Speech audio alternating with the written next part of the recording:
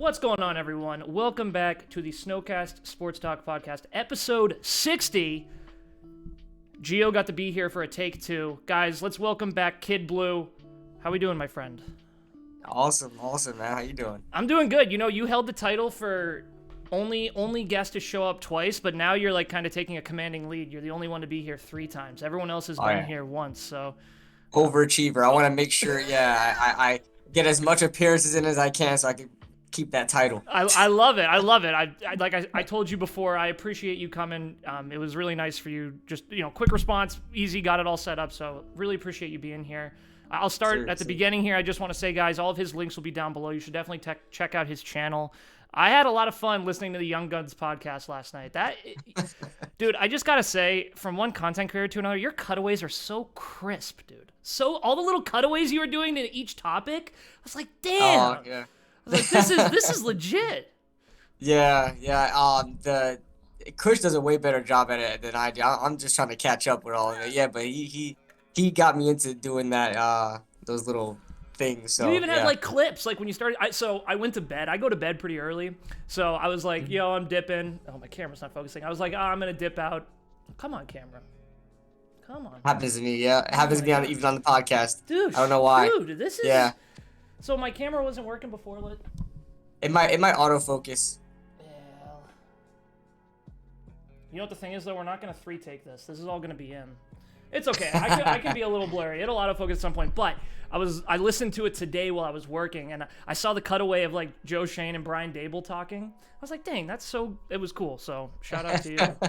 I appreciate it, man. Thank you. Dude, I was creating a script for this, and the last time you were on was back in May, and so much has happened since then. And I don't want to rehash. I know, again, listening to the podcast last night, a lot of stuff. You guys covered a lot of ground. But there's just a lot to go over, so we'll just go point by point, and we'll see where we get. We did talk about the draft, but I wanted to ask you. I went in chronological order here. I wanted to start with, after a year with this draft class, how do you feel about him? What's the overall vibe of it? Weirdly enough, my take really hasn't changed too much, even though I'm a huge fan of Joe Shane's draft strategy. I kind of figure out his draft strategy now. It's like not more BPA, but more of like just scheme. Like, like of course, all these, Joe Shane and Brian Dable are always going to say they selected the best player available because they're not going to knock the player and say, well, he wasn't the best player we had on our board. But you could really get a sense of what they were trying to do a year later. It's just, the reason why I haven't really changed my thoughts on it too much is that none of them were really able to play. I mean, that's what I was gonna say. Yeah.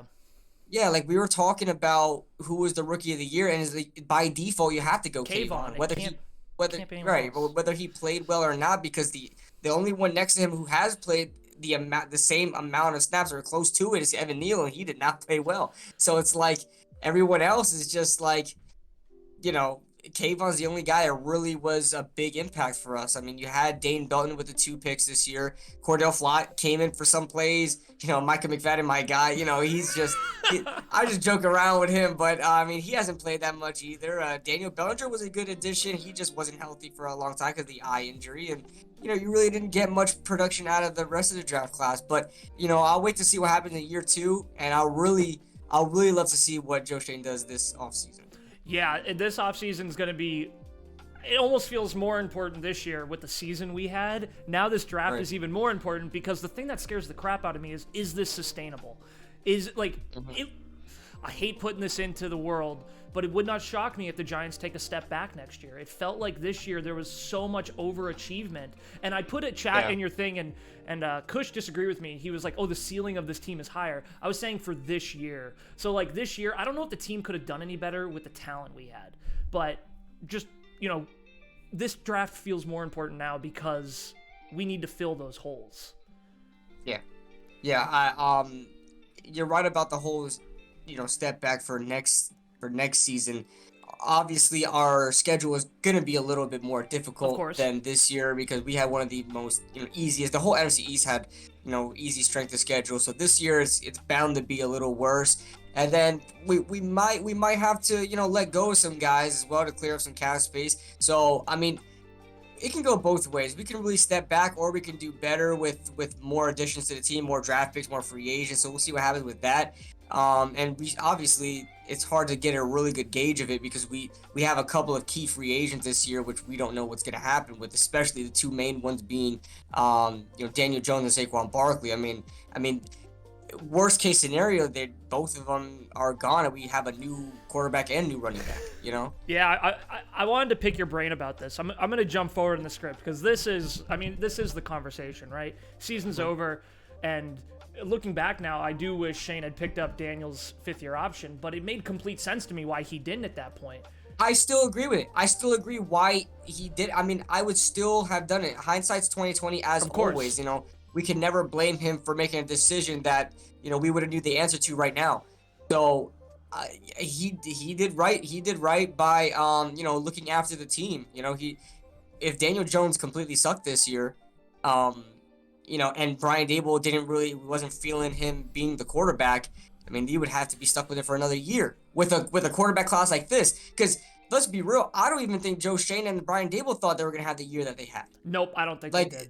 Because they would have been in great. They didn't take his 5th-year option because they're like, hey, if this team does not do well, means that Daniel Jones did not do well, and this team was probably a 4 or 5 win team, we would probably be in a position to get a top tier quarterback. We are not going to take this guy's 5th-year option if that's the case. So they did the right thing. They made sure that all their tracks were covered, and they I think they did the right thing. So yeah, it's a good problem to be in. What was funny is I'm obsessed with listening to what the Giants release, the press conferences. I listened to the whole Dabe's. I try to. It's always the same question. It's always this, and then of course Pat Leonard asks about Odell, and you're like, I can't do this. I'm done. It's ridiculous. Ridiculous. Pat Leonard, man, the biggest meme in Giants media. But it was just funny because Sunday, we get a DJ and a Saquon interview. And DJ, man, his agent trained him well. He's just a cold son of a bitch. He's just in there. He goes, yeah, it's been a great time. I love the Giants, and, we'll see what happens. And then Saquon's like, I'm willing to take a pay cut. I know I've been injured, but I love being here. And then Joe Schoen comes out and goes, I love Daniel Jones. We need him here. And Saquon, we got to keep the cap healthy. Got to think about the team. It was just funny how nothing lined up, and I'm like, shit. We could lose them both. Yeah, I know. It's hard to get a good gauge on what they're really trying to do. Yeah. No, it definitely is. So I wanted to ask, what are you? So Shane said he had walkaway numbers, which I love hearing. By the way, Joe Schoen, his press conference was perfection. I'll go back and listen to Gettleman conferences just to remind myself how much I appreciate Joe Schoen. Because I'm like, oh, good God. This is because, Joe Schoen said the right thing. He goes, yeah, we have a walkaway number with everyone we're bringing in or any position because we have to. The team cap, look at where they were when they got here. Yeah. Yeah, they got to try to maintain that. They don't want to put themselves in that kind of position again. And that all starts with obviously being smart about who you're signing and what you're signing them for, but also making sure you don't screw yourself by backloading too many contracts like a lot of teams have made a mistake. Look at Leonard Williams this year. Yeah, $32 million from him. That's crazy. Again, though, his press conference, he talked about potentially taking a cut, which I love to hear. I think players will be willing to do that. But so let's start with DJ. What's your walkaway number? What are you not willing to pay him? What's the cap for you? I always flip-flop back in, especially from Twitter Spaces, because they just get hectic all the time. And you have to remember the cap is going to go up. I have to keep telling myself that. So what may seem shitty now may be better in 3 years. Yeah, and it's I keep bringing myself to that, this whole standard or just this relative, it's a fact. When you pay a quarterback top quarterback money, it's so hard to win a Super Bowl. It almost seems counterproductive. It almost seems like you're screwing yourself by paying a top tier quarterback or paying top tier quarterback money. And it's you pay a guy. I know the cap, like you mentioned, is going to go up. Don't know how much it's going to go to. But even if you pay a guy $40 million, I don't think DJ's going to get that. But let's just say you pay a guy like DJ $40 million, or we get a Lamar Jackson $40 million, it's very hard to build a team around them after that. like then you're gonna expect to want to pay a guy in a wide receiver position $25 million, and that's $65 million devoted to 2 players. That's over 15% of the cap. Right, on one side of the ball. So it's just like it's so hard to build a team when you have that's why everybody's window to win a Super Bowl is right after you draft a quarterback. You've got 5 years to really try to build a team around it before you have to pay him. And that's why it's very important to start drafting. So when it comes to Daniel Jones, I always flip-flop back on it. So I don't know if I'll give a definitive answer of a walk-away number, but I would think his contract can't go. Like, I'm going to be realistic. I'm not going to be like, oh, well, I want him for $18 million. It's just not going to happen.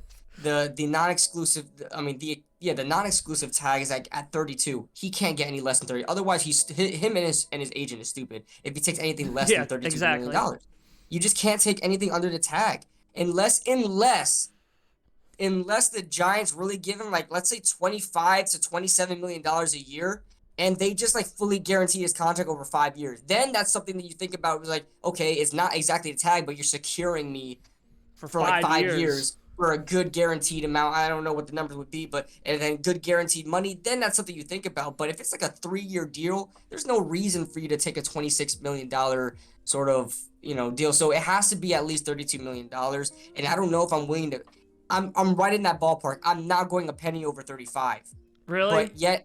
But yet I still think 32, 33, 34 is still high for me, but I know realistically where his market range is. And like you said, I have to keep reminding myself the cap is going to go up. The cap is going to go up. Like $32 million is not the same $32 million maybe 10 years ago. You know what I'm saying? So like 32, if you paid a quarterback $32 million 10 years ago, that's like, God damn, what are you doing? Like, he better be Patrick Mahomes, Yeah. So, nowadays it's like $50 million. I can't, I don't know. I'll tell you mine. Yeah, I'll tell you mine here, but mine, I would go up to 40. That's the cap. You would go up to 40? So for 2 reasons. Okay. The cap going up, but I'm throwing my shot here. I'm shooting my shot. I think Daniel Jones, if he stays on the team, will improve immensely next year, especially if we keep Kafka. Like, the improvement we saw just in this season. Now, the Eagles game was tough, and we'll talk about the Eagles game. Like, we'll get there.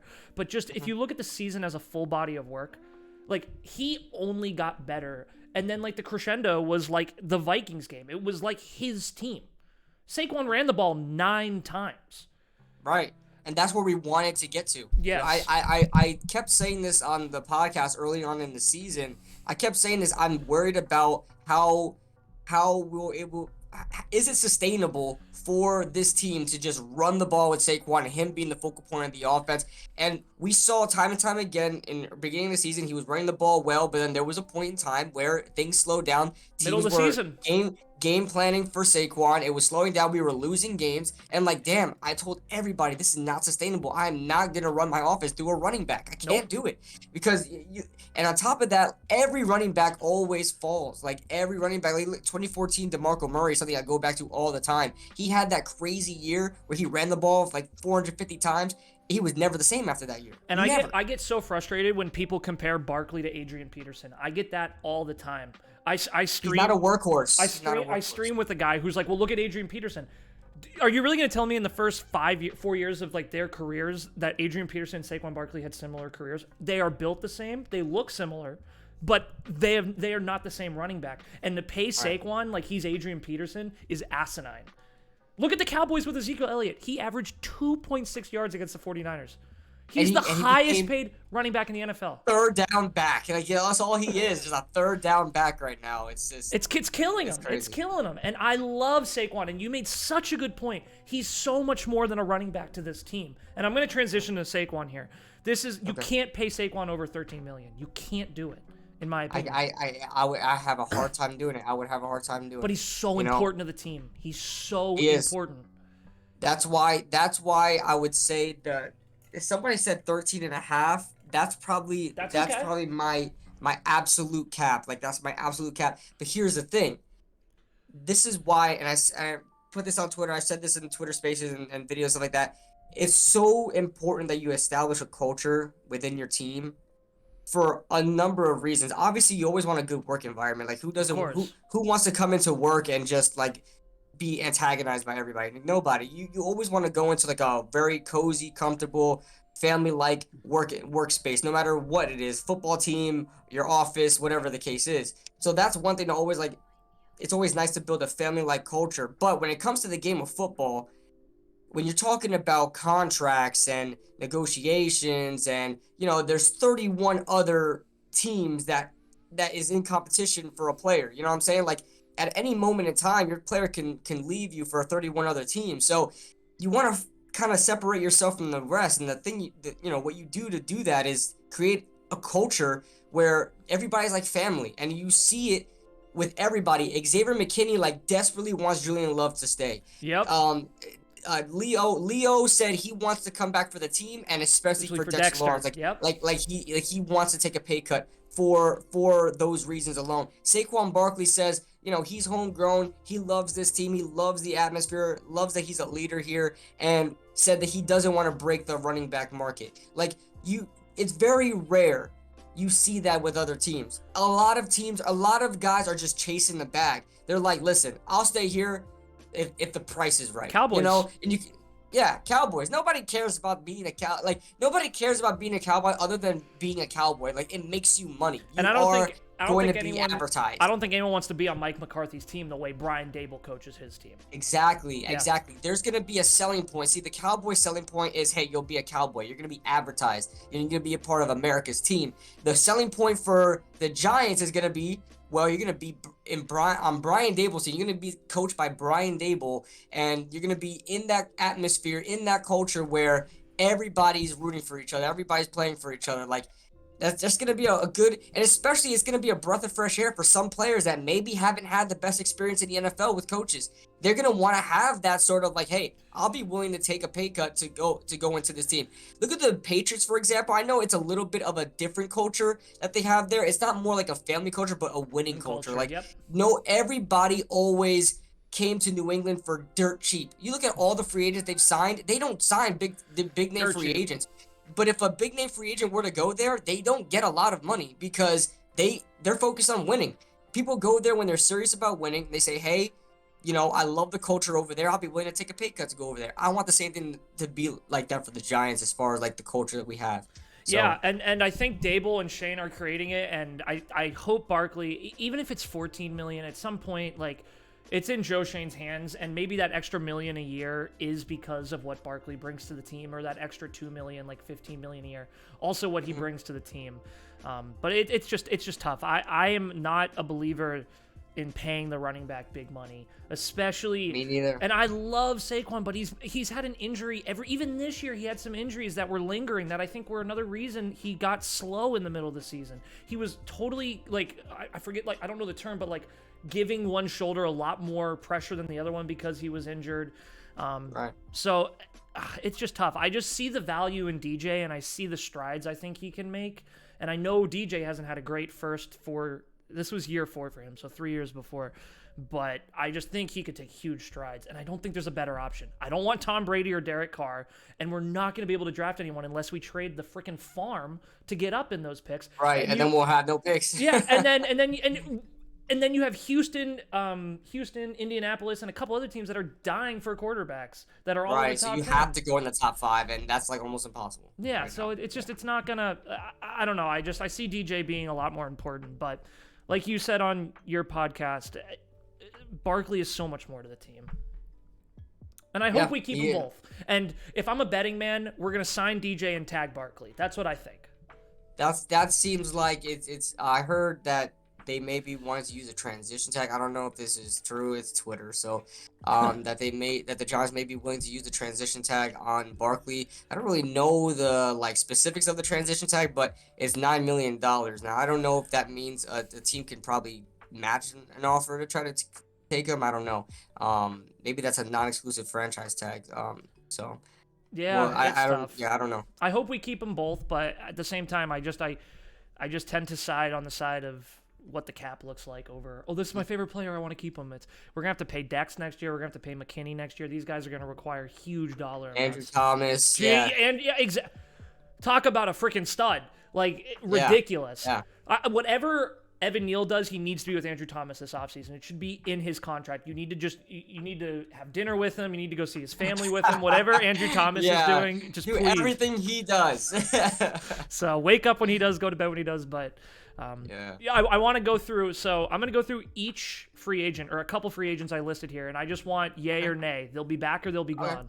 So it's going to be rapid fire, all right? Is this what I want to have or what I want to happen or what they'll actually do? Like what I think they'll actually do. Or like a mixture of both. That's such a good question. You just added a whole nother layer to this. Let's do what you would want to happen. Let's get okay. You're the guest, you know. You don't have to be an analyst, right. You know. Tell us what you want. And we'll see if we agree. Julian Love. Julian Love is one of those guys, surprisingly, that I'm like making an effort to keep. Because really? not Working only for like it. Right, because he's such a good part of this team, and he's not going to command too much. I think Spot Rack like $8 million. Estimated hit $8 million, like 7.9, something like that. I'm like, I could dish that out for him, you know, or maybe it's a 1 year, 2 year deal, whatever the case is. And I would love to keep Julian Love over here. He's been a solid player for us, and surprising to me, like his ability to tackle was insane. Like he didn't have nobody played well against the Eagles. I won't keep that. I won't hang that over him. But I mean, he was a really good part of our team last year, and if I can keep him for that price, I would definitely do it. I would definitely make him a priority. Yeah, and I think it's really underrated how much of an effect Logan Ryan had on him before Logan Ryan left. That was probably one of the better moves by Gettleman, actually. It sucked that, I think, we released him, right? Because we couldn't pay him. Was that the situation? Was it Logan Ryan? Yeah. Logan Ryan talking about? Well, it was Brian Dable came in, and they released him because they kind of wanted the leaders from Joe Judge's regime to skedaddle. Get out of here. Yeah. Well, I thought that was hilarious, by the way. I was just like, damn. They're like, yo, you're a Joe Judge's spokesperson. Get out. That's pretty much what they did. I was like, oh my god, they were not playing. It's like the Sopranos. It's like the Sopranos there in MetLife. But I think he had a good effect on Love. I think he helped Love become a leader because Love also has that. Like, I watched mic'd up videos of Love and stuff. Yeah, I'd like to keep him too. He was awesome. His rookie season, I saw it in him. His rookie season when he was a 4th round pick out of Notre Dame, and nobody knew he didn't even know what position he was playing. He was like, hey, I'm here to support my guys. I'm here to do whatever they ask me to do. They put him at outside corner, slot corner, and like both safety positions when he came here his rookie year. They didn't know where to put him. Well, who was that? Betcher? Was that Betcher's defense? No, that was Graham. Oh, he was a rookie with Graham? Okay, all right. He was a rookie with Graham. I was going to say no one knew what they were doing in Betcher's system. I don't think anyone knew, so. Wait, he was... I think you may be right. I think you may be right. I think he was in Betcher's defense. Class, 2019. Man, we had Betcher that recently, huh? Damn, it almost feels surreal. Crazy. So that's 2019, yeah. Damn, that was Betcher's defense. Wow. All right, yeah, I came to a realization there. I like to make fun of the Texans for flipping coaches like pancakes, but the Giants just recently stopped doing it. Hopefully, so yeah. God, if they get rid of Brian Dable, I will riot. yeah, it'll be time to be. Yeah, that won't be good. Yeah. Darius Slayton. Yes, on the condition that he is not our number 1 receiver, for crying out loud. Stop. I think this man would be such a great 2. Like, we haven't even seen what it would be like for him to be a 2. Because although Hodgins is good, he was never lined up. 3, yeah.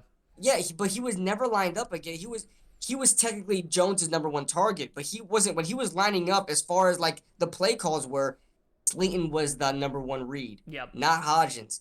And I would love to see what Slayton would do as a pure number 2, man. Like, his rookie season, he was a number 2, and he put up great numbers. Yep. Now that he should be better of a player, 3 years later, I would love to see what Slayton would be as a number 2. And that's what we were supposed to see when we had Kenny Golladay. Unfortunately, that's not the case. So I want to get a number 1 in here, hopefully by the draft.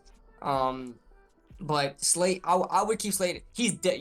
Slayton's not taking a lot of money. Nobody should think Slayton's gonna take a lot of money. Even Slayton shouldn't think that. Slayton and his agent should not. He's dropped way too many balls in his career to even demand any big money. So I would throw an offer at him, and if he decides to test free agency, then he does it.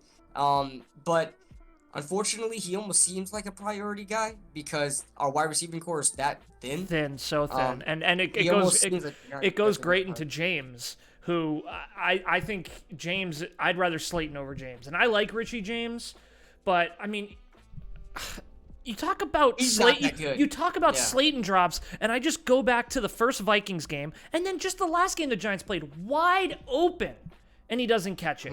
And what are we doing here? We got to have one guy who sucks at catching. Can we have two good wide receivers though? Like, come on. Like, we have to revamp this wide receiving core. Like, every year we say this. Good God. The amount of people that have just ignored it and be like, oh, I don't want a wide receiver in the first round. Like, we have literally a 5th, 6th, and 7th round receiver starting for us right now. Like 5th, 6th, and 7th. Like, you're talking about the bottom of the draft. Like, I guarantee you, we can go through every offense in the NFL. There's no team with a worse wide receiving core than ours. You just don't. Hey, at least they're not the most overpaid. Like the last time I had you on, we talked about that. So yeah, with Kadarius and Kenny. Yeah. So, all right. So then James, we say it's okay if he doesn't show back up, but Slayton we want. All right, Gates and Feliciano's goodbye. Really? Yeah. It's just that he's older, and we need a real center, fresh start at center. Yeah, I would love to draft a center. Like, or if I don't know who is out there in the free agent market, but I don't know. After Glowinski, I don't know if I like signing free agents at line. Yeah, Glowinski makes me nervous.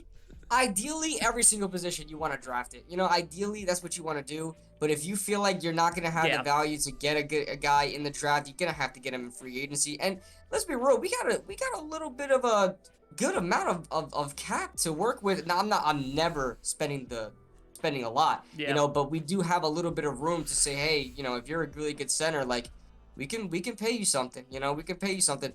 I would let go of John Feliciano.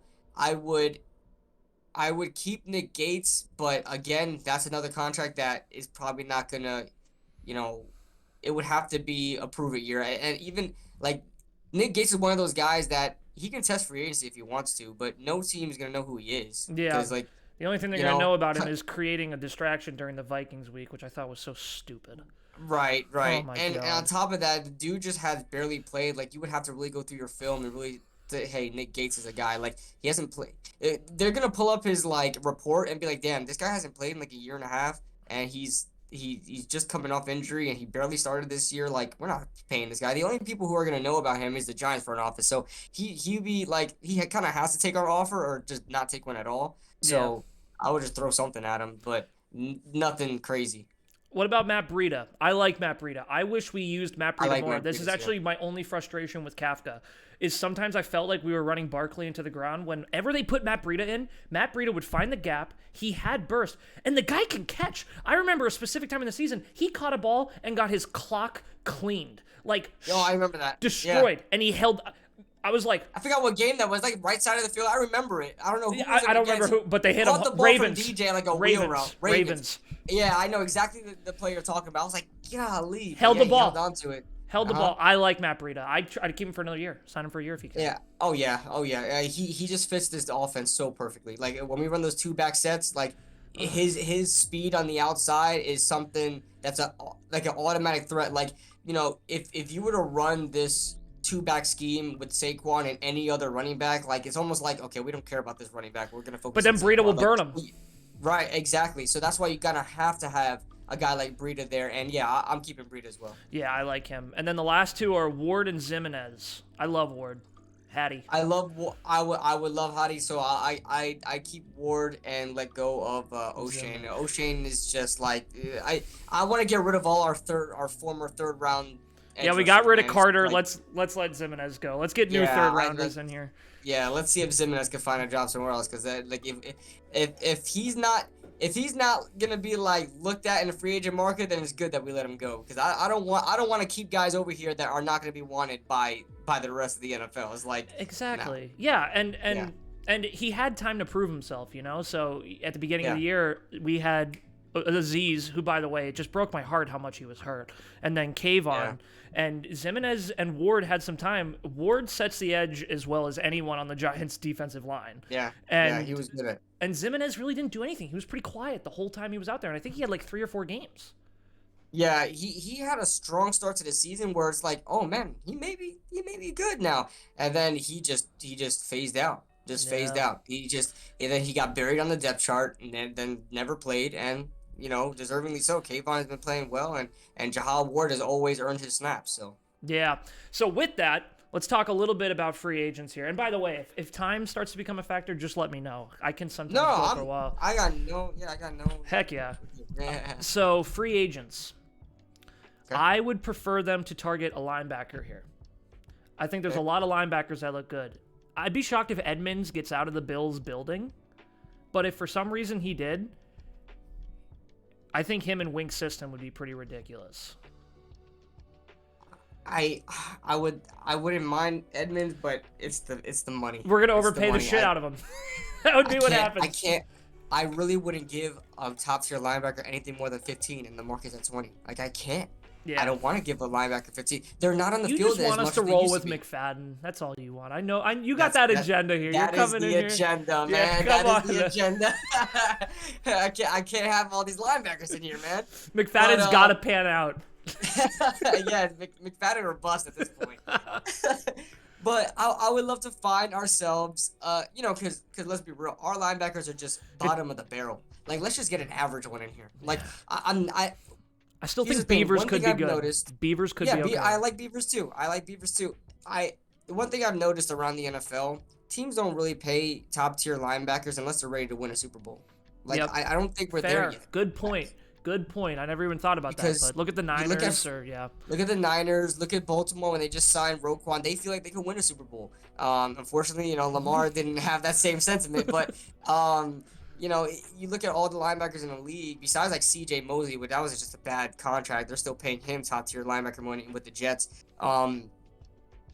Besides that, outlier, everything I'm seeing where all the top tier linebackers are being paid by, Super Bowl contending teams, because that's like that missing piece that you want to lock up when you want to win a championship is the linebacker position. So, where I don't feel like we're there yet. Fair. If we were in a position where even if we made a divisional round, but we were a good team, like we were like lose by 3 to 11, the Eagles or. Right, we played close with the Eagles. We were 11-12 win team. This team was ready to win a Super Bowl next year.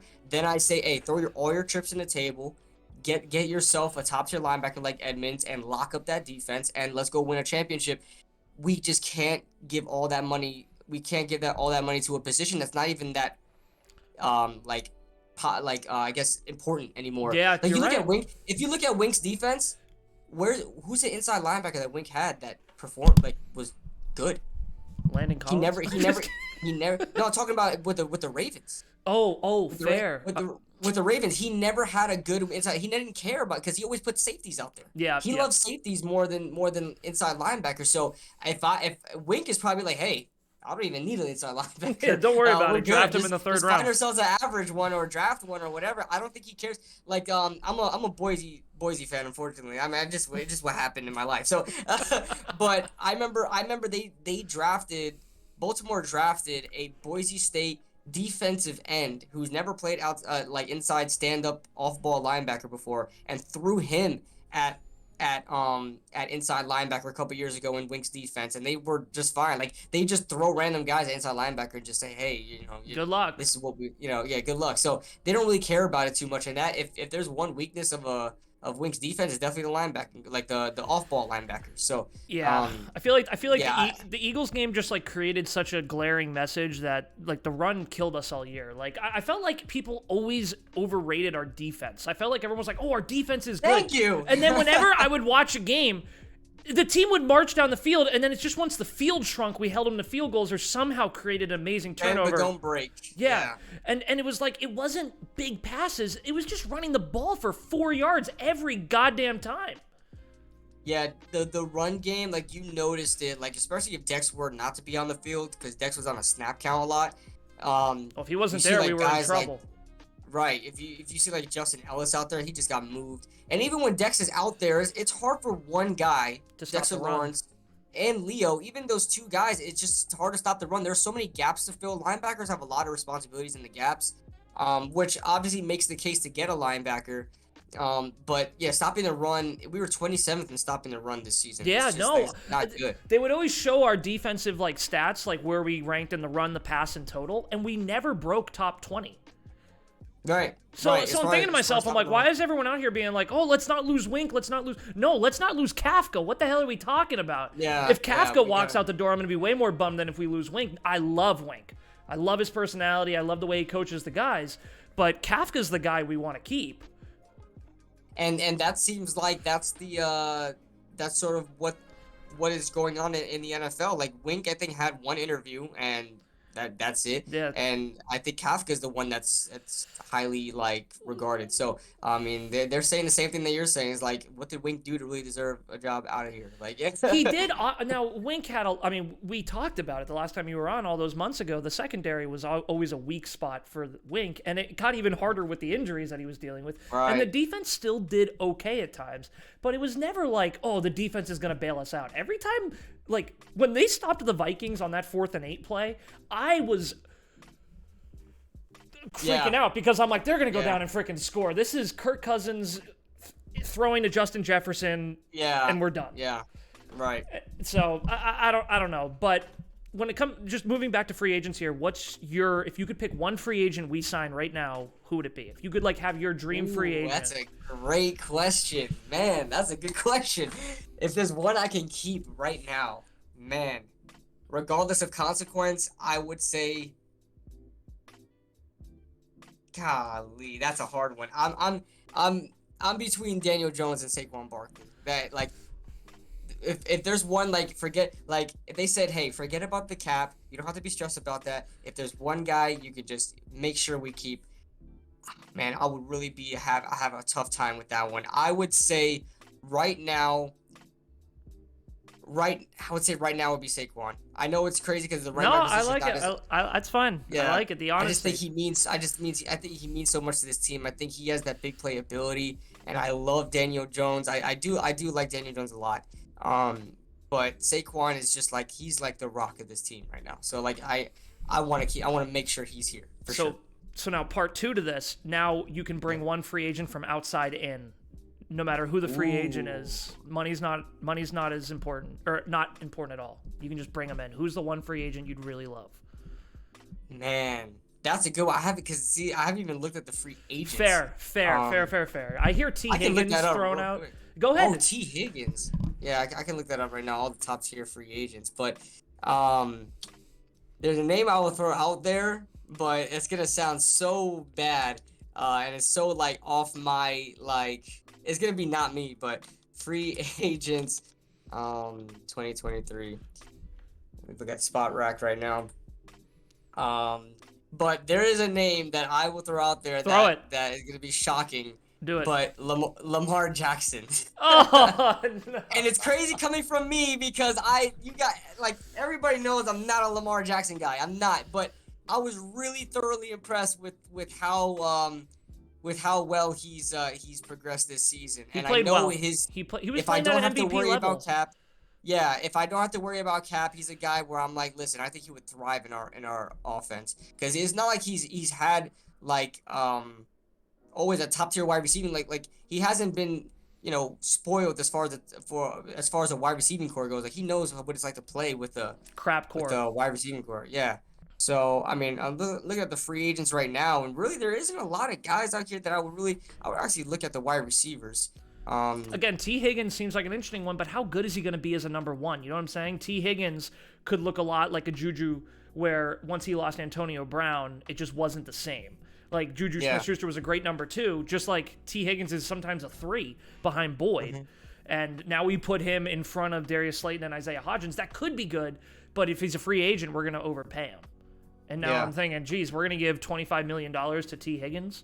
I don't know. It doesn't sound as great in my head as... Yeah, I can't give that. Yeah, I would say just due to the fact where I haven't gone through the free agents, I would say Lamar Jackson. Just because if I picked a free agent I want to keep and Saquon Barkley, that means there's a chance we lose Daniel Jones. And if we lost him, I will bring Lamar Jackson in.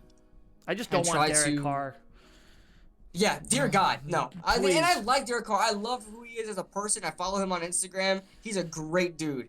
And I do sympathize with him because of what he was, thrown in with the Raiders. Like that man has had more offensive systems than you can count on one hand. Like he's had like 6 or 7. And horrible defenses. Horrible defenses. Right. He had an MVP type season, and that was like his in 20. I want to say that's 2017 or 2016, and he was forced, he had an MVP type season, and that was like his 3rd offensive scheme or something like that. It was crazy. But yeah, I sympathize with him, but not for us. For us. I like it. So now free agency, draft, pick 25. It's not like we have pick 5 and 7.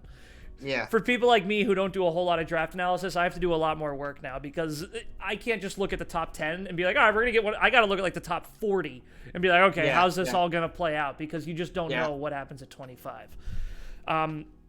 I'd love us to take a corner. That's what I would love us to take at 25. And I'm being positional value heavy, corner or wide receiver.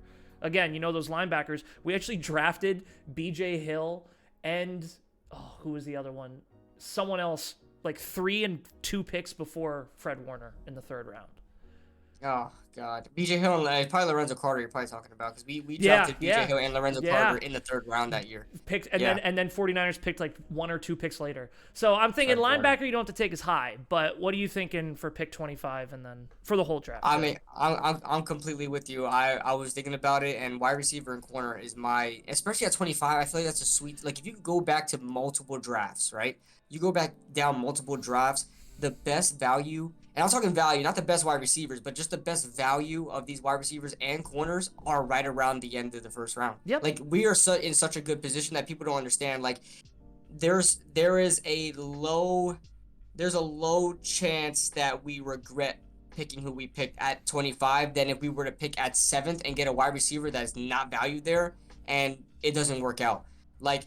If we draft a wide receiver at 25, there's a better chance that he'd be valued at that spot, and there's a lesser chance that we will be regretting that we drafted him there. Yep. So I'm definitely for wide receiver and corner. A couple names to throw out there. I haven't done too much on the draft. I haven't done any.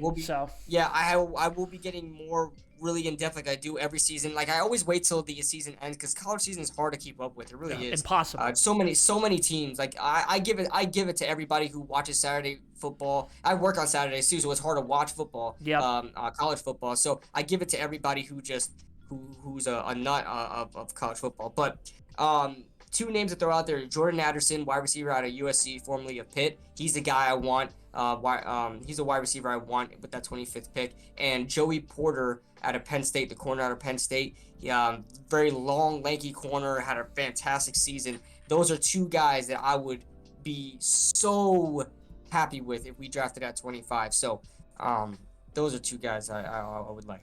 I love it. Yeah. No, I'll have to check them out. Like I said, it's a tough time, but it's just nice that we don't, usually this time of year for a Giants fan, we know who our pick is. We're like, oh yeah, we're gonna get Kayvon and Evan Neal. We want this guy. We want Andrew Thomas. We want Willis. We're already in the top 10, and we're looking at the top 10 prospects. We're getting one of these guys. Yeah, I've Googled mock draft 38 times now. At this time of year, because what else do you do after October? You're like, shit, it's over again. Yeah. So it's just super refreshing to be like, okay, season's over. We have free agents in-house we want to sign. That's I've never dealt with that as a Giants fan. I really haven't. I've only been a fan for about 7 years. But I'm thinking to myself, I've never had a free agent leave that I didn't want to leave. Usually I'm like, bye, see you later, bring in the next person. But I'm like, damn, I don't want to lose these guys. That is crazy because 7 years ago, from I think, when was 7 years ago, 2015? Yeah, I watched barely 2015. I followed 2016 heavily. And then I remember tweeting after, Ben McAdoo's a great coach. We'll be back next year. And then shit just hit the fan. I mean, so you weren't really all you really experienced was just terrible rosters. Just terrible. I can't wait to see your satisfaction of just being confident in your team. That's how I was back then in the glory days. You know what I'm saying? I've never had my that. Team versus your team. 2012 New York Giants was probably everybody always says 2008 New York Giants were probably the best team. Everybody, loved so much. Thought they were the best team. And that wasn't even a Super Bowl team. Yeah. 2007 Giants were a Super Bowl team. 2008 New York Giants was probably the best team people I've seen ever. But yeah, I forgot where we went at that point. No. Your roster. Yeah, the free agent, like that's crazy. So you always just like, yeah, I want to reset the roster. Now that we're actually building something, I'm like all scared they're gonna leave, and I'm like, oh my god, what's happening? So it's totally new. Yeah. Oh man, that's crazy. so it, it is what it is, and like we said, I think the biggest thing for me, and I say this in like every podcast I do, I just trust Joe Schoen implicitly right now, and I probably shouldn't, but I just do because it's not Gettle God, and I'm like, okay, you know what, I'm good. And so, dude, I love that you said that because I really gotten to this point where I don't want to stress myself out about DJ. Like I go into these Twitter spaces, and listen. Dude, people hate him. Some people. I like to act up. You know what I'm saying? Like yeah, I like to act up on Twitter space. So I just start shooting the shit. I just start like, I guess exalting the freaking arguments or whatever. You know what I'm saying about Daniel Jones. But I really don't care at the end of the day because like, I'm just gonna trust whatever Joe Schoen does. Whatever he does, it's not Gettleman, right? I was a Gettleman like defender, but so was I. So was I. Yeah. But even so, I was still like all these picks. Like I was just like all these decisions that Gettleman would make. I'm like, God, like I gotta convince myself this is the right move. Just because I'm a Giants fan, I gotta convince myself this is the right move. That's what we talked about before the podcast. How we convinced ourselves Jason Garrett was a good OC. Exactly. But with Joe Schoen, again, the draft was something I had to warm up to because I just didn't know his strategy. Like I'm too used to Gettleman's. Like I was always good at predicting Gettleman's draft. Like all my mock drafts were always like spot on with what he wanted. But now Joe Schoen, it kind of just threw me for a loop a little bit. So now I just kind of have to warm up to it. But I'm just gonna trust what he does. Like him and Brian Daboll definitely have the Giants' best interest at heart. At the end of the day. So whatever they do, and they produce winning football though too. You know what I'm saying? I never felt like Gettleman made decisions. Yeah, Gettleman didn't make bad decisions, but whatever he did, his coach that would just like be an absolute fool, and then it made Gettleman look worse. Like people have been like, and this annoys me on Twitter. Gettleman deserves his roses. Look at all these draft picks. Shush. Are you telling me his first round draft picks are working out? You're telling me a first round draft pick is good at football? How are his third round picks, his fourth round picks, his fifth round picks? How are they doing? Besides for love, but my point is, whatever Schoen does, Daboll will also do his part. I mean, right? And that's the point. That we never had that. Like one thing I will always say this, and I would never I've never wavered from this, even though how much I've despised Dave Gettleman from his contracts. Like he can't do free agency, he can't do contracts, he can't pick coaches, he can't do anything. I think that he's a good drafter. Good scout. I think he's a good scout. I think he knows the draft. Like you look at BJ Hill was a good pick. Look at him on the Bengals. He's making plays in the Bills game. And my brother's a big Bengals fan. He doesn't know anything about him. And I'm like, you know who drafted that guy, John? I'm like, Dave Gettleman. Yeah. Like BJ Hill was a good pick. Lorenzo Carter was a projected late first rounder. We got him in the third. And RJ McIntosh that draft was a good. Zimenez was decent too. People were saying he was a sleeper. Matt Parrott was a sleeper. It's just that these guys didn't work out, Bad coaching. Bad coaching, and that's on Gettleman. He did not know how to choose coaches. He just didn't know. No. So and then contracts. Obviously, I swear he just threw numbers on a sheet and just told him to sign it. He just didn't know what he was doing with contracts. And he definitely liked instant gratification. His lifestyle is an instant gratification one because he hates paying people up front. He goes, no, give me 3 years and I'll pay you. Yeah. But and then the final thing too, just with Schoen, is he's also great at free agency. I mean, look at Fabian Moreau, look at Isaiah Hodgins. Like we brought in people that were contributors in the end of the season, like helping us get to the playoffs.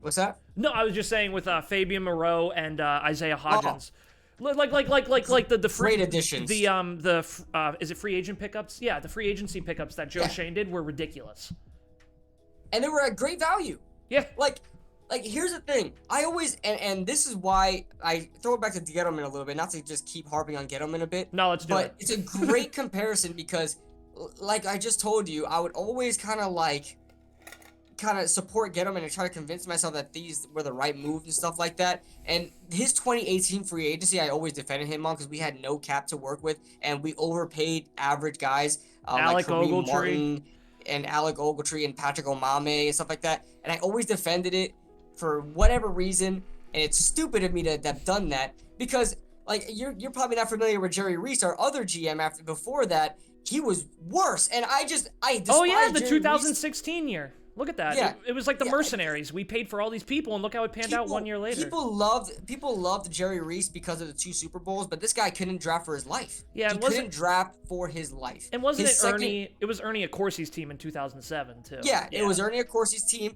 and Jerry Reese always got the credit for those 2 Super Bowls, and I always despised him. So I think it was a little bit of that why I supported Dave Gettleman so much is because he wasn't Jerry Reese, right? I hated Jerry Reese with a passion. He was a guy where I would listen to his press conference. I'm like, I hope they fire you, you bastard. So I couldn't stay. I hated him. Every draft I watched, I'm like, why would you draft this man? But besides Odell, that was Gettleman, the only one that worked out. Yeah, when it came to Gettleman, and Joe Shane, the differences between the two, they were put in the same position when they were given the team back in. So it was 2018. Yep.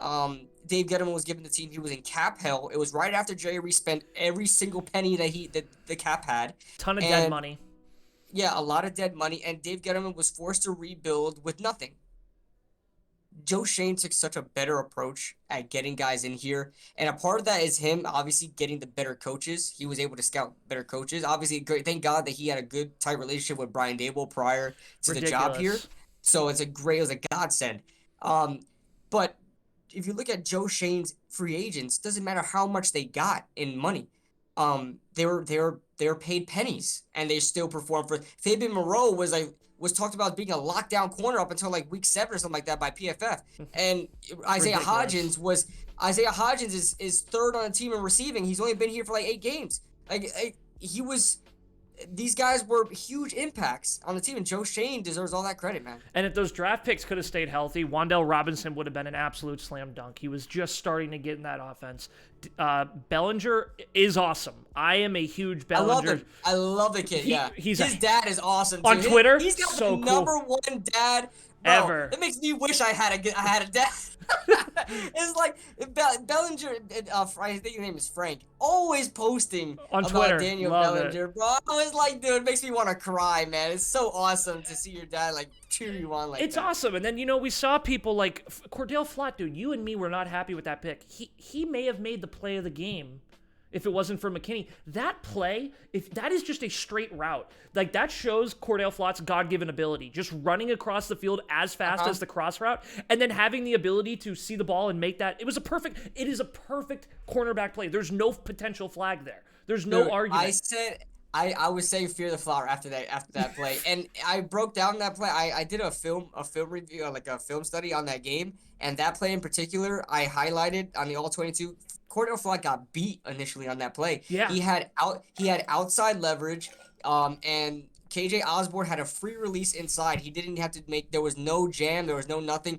KJ Osborne literally had the entire left side of the field to just run. Cordell Flott's makeup speed was absolutely insane. Ridiculous. Like he got beat on the play, and it wasn't just like, oh damn, he beat me, I'm just slow, whatever.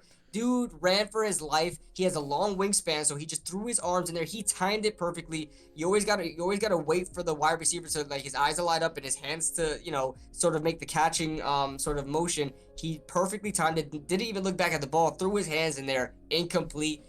Play of the freaking game. It was a better play than the 4th and 8. Like, I think so too. I think so too. Yeah. And when I was watching it, I felt like that. No, insane. It was so. Props to Joe Shane. Like I said, I probably trust him too much, but I'm waiting for him to give me a reason not to. He hasn't done it yet. Yeah. So. I'm just gonna accept the fact that I may be a complete bot when it comes to Joe Shane. But you know what? He has never steered me otherwise. Like he's never given me a reason to not. In the 1 year and 4 days he's been here, he hasn't done me wrong yet. So you know what? He already has more wins. More wins in the season than Dave Gettleman ever had. Ever had. Gettleman only had six wins was his top. And so we'll close out. So a couple I had like some recent news I just wanted to touch on that were kind of interesting. Okay. Like shout out to, I actually had a ton of stuff, but we're coming to the hour here. So shout out to Brian Dable for winning. It was the PFWA Writers Coach of the Year. That's awesome. Yeah. I think he's going to be Coach of the Year. Brian Dable. Yeah, me too. It's between Brian Dable and Doug Peterson. I know people are like, oh, Kyle Shanahan. Have you seen Kyle Shanahan's roster? You could plug. That's what I'm saying. You could plug my grandmother into that roster, and she'd be throwing dimes to George Kittle because George Kittle catches everything. So it's like, okay, all those receivers catch everything. Is insane. Even McCaffrey. Yeah, McCaffrey's a running back. The man is a better wide receiver than any of ours right now. Exactly. And so we're Kyle Shanahan. I love Shanahan, but it's between Doug Peterson and Brian Dable, and even Peterson, you could argue, has way more talent. Oh yeah, has way more talent. They actually like if you look at our roster, it's pretty relatively similar to what was put out last year. Not the Jaguars. Jaguars revamped the whole thing. They spent a lot of money in free agency. Overspent everywhere, but hey, look. Yeah, it worked out, but they got desperate and they did well. They had a good season, but I think it has to be Brian Dable. Yeah, it absolutely does. And do you ever find Dable's attitude with the media like a little off sometimes? Like he's so cold with the media. Like even the last game when they won, he's like, "How'd Jones do? Good." And then like the media's like, "Well, yeah, it's a little better than good." But I think it's just how the media blows everything out of proportion. Especially he doesn't want that to affect his team. Yeah. Like I actually understand why he did that because New York media was so against Daniel Jones, and now that he's playing well, they want to act like they've been a fan of him, like the New York media. I want to act like they were like his biggest supporters, stuff like that. They're making all these newspapers about him, stuff like that. I feel like if Brian Dable were to say something good about Jones, they're like, oh, he played fantastic, he played great. They're gonna blow it out of proportion, and everybody's gonna be talking about Daniel Jones and not the team. Yeah, I think that's what he wanted because if you really look at it, Jones played a great game, but the whole team was on it. They played awesome. The whole team was playing great. The defense struggled, but when it mattered the most, and they actually didn't. They got 2 3-and-outs after the initial touchdown. I rewatched the game like when I was just super chill. Like I'm like, okay, I know the Giants win. I didn't have any faith in my roster. See, I still haven't felt that. And the defense actually had 2 huge 3-and-outs that helped us go up 17-7. Yeah. Oh yeah. In the beginning of the game, and they definitely a lot of mistakes were Minnesota's. But where we came out on defense, like soft cover 2, soft coverage cover 2 was just terrible. We were allowing Adam Thielen and Justin Jefferson to get wide open. We weren't jamming the routes at all. So they definitely, it was because of the scheme that they struggled a bit. But I mean, like the defense towards the end played absolutely phenomenal when they switched to man defense. And then Saquon Barkley, whenever he had the ball, he was great. He only had 9 touches on the ground, but whenever he touched the ball, he was great. Isaiah Hodgins had 105 yards.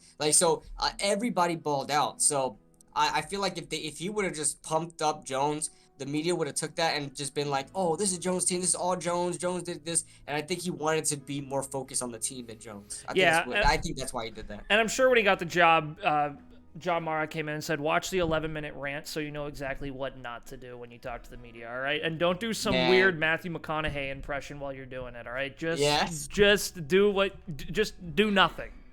So yeah, Joe Judge, man. And so final thing, there was a report that the Cowboys are now out on Odell. I got to do my Pat Leonard. This is my best Pat Leonard impression, all right? So Cowboys are out on Odell. And it looks like the Giants are the only ones that are still in the sweepstakes. Do you bring him in? Depends on how much money he wants. It's not even a good question. As I'm looking at it, it's like if he comes in and goes, yeah, I want $15 million a year. Yeah, you can go screw off. Yeah. He would have to take like $5 million. Terrible money. Yeah, $5 million. Have to take a prove it deal because I'm not enthused by the video that came out of the airplane thing. I was like, broke my heart. Like you have something good about to happen to you, and you just potentially just threw it all away. Like I imagine teams are going to be disgusted by it. They're not going to want to bring him in, and I wouldn't blame the Giants if they looked at that video and said we're out. We're done. We're done. And if you look at my Twitter, it literally says like Snowcast host OBJ stan. Like I literally always stick up for Odell.